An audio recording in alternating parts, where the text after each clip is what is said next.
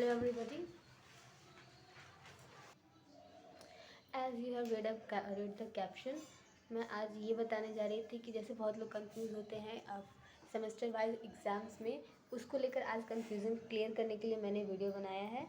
तो आप सबसे पहले हम मार्क्स की तरफ देखते हैं। आपको कोई भी एग्ज़ाम होगा वो 100 मार्क्स का होगा, पर आपका जो आपको सॉल्व करना होगा वो 75 जाएगा। बाकी 25 नंबर आपका प्रैक्टिकल प्रोजेक्ट्स उस पे जाता है। तो पहले ये देखते हैं कि कौन सा पैटर्न किस में फॉलो होता है। पहले आपका टोटल 3 इयर्स का ग्रेजुएशन होता है, उसमें टोटल 6 सेगमेंट्स में आपका डिवाइडेड होते हैं। तो जो फर्स्ट सेमेस्टर, थर्ड सेमेस्टर और फिफ्थ सेमेस्टर में जो भी चीज़ें अप्लाई होती हैं वो सेम होती हैं, और सेकंड, फोर्थ और सिक्स्थ सेमेस्टर में जो भी चीज़ें अप्लाई होंगी वो सेम टू सेम होंगे।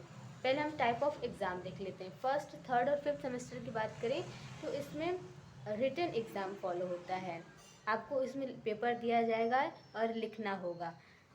और सेकेंड, फोर्थ और सिक्स सेमेस्टर की बात करें तो इसमें आपको OMR शीट प्रोवाइड की जाएगी। पेपर पैटर्न रिटन एग्ज़ाम में देखें तो फर्स्ट पूरा पेपर 3 सेगमेंट में डिवाइड होता है, 3 सेक्शन में डिवाइड होता है। फर्स्ट सेक्शन में आपको 10 मार्क्स के क्वेश्चन सॉल्व करने होते हैं। सेकंड सेक्शन में आपको 25 मार्क्स के क्वेश्चन सॉल्व करने होते हैं, और थर्ड सेक्शन में आपको टोटल 40 मार्क्स के क्वेश्चन सॉल्व करने होते हैं। सेकेंड, फोर्थ और सिक्स सेमेस्टर की बात करें तो इसमें पर क्वेश्चन 1 मार्क्स होते हैं।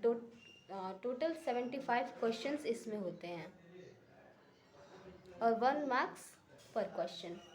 टाइम की बात करें तो फर्स्ट, थर्ड और फिफ्थ में पहले 3 घंटे का पेपर होता था, पर अब ये भी 2 आवर्स का हो गया है। और same to same second, fourth और सिक्स सेमेस्टर में भी बात करें तो उसमें भी 2 आवर्स का ही टाइम आपको मिलेगा। ऑप्शंस की बात करें तो आप रिटन एग्ज़ाम में आपको सेक्शन ए में कोई ऑप्शन नहीं है। बी में टोटल 8 क्वेश्चंस होते हैं जिसमें से आपको 5 सॉल्व करने होते हैं, और सी में 4 क्वेश्चंस होते हैं जिसमें से आपको टोटल 2 सॉल्व करने होते हैं। सेकेंड, फोर्थ और सिक्स सेमेस्टर की बात करें तो इसमें आपको कोई ऑप्शंस नहीं मिलेंगे। टोटल 75 क्वेश्चंस ही होंगे और आपको टोटल करना होगा।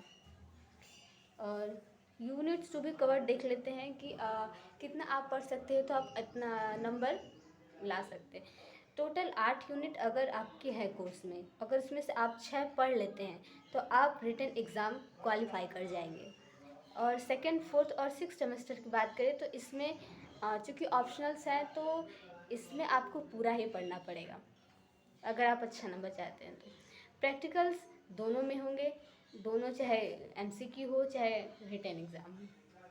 माइनर सब्जेक्ट्स की बात करें, सबका ड्यूरिंग द एडमिशन जहाँ एक माइनर सब्जेक्ट्स लेने का आपको ऑप्शन दिया जाता है, जैसे कि इंग्लिश, हिंदी या जो भी आप सब्जेक्ट्स लेते हैं उनमें। माइनर सब्जेक्ट्स का एग्ज़ाम फर्स्ट, थर्ड और फिफ्थ सेमेस्टर में नहीं होता है, इसमें सिर्फ उनका मिड टर्म एग्ज़ाम होता है।